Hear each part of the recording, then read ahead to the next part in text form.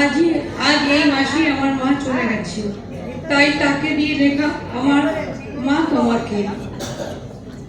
কেমন করে করব শুরু কয়েক কথার গল্পতে, মাকে নিয়ে হয় কি শেষ এমন করে অল্পতে। তবু বলার ইচ্ছে হলো জন্মদিনের দিনের শেষে, কাছে থাকার প্রবল খিদে।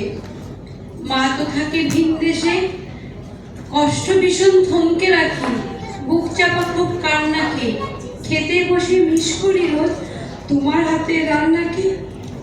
মা তোমার কষ্টগুলো সফল হোক মোর সংগ্রামে, ভালোবাসা পাই তো কমই আঁচল ভেজা উষ্ণভাবে। তোমায় আমি ভীষণ বাসি, আজ না দিনের দুঃখ দিকে নেই, দেখবে একদিন সুখের আমি এমন কোনো জন্মদিনে।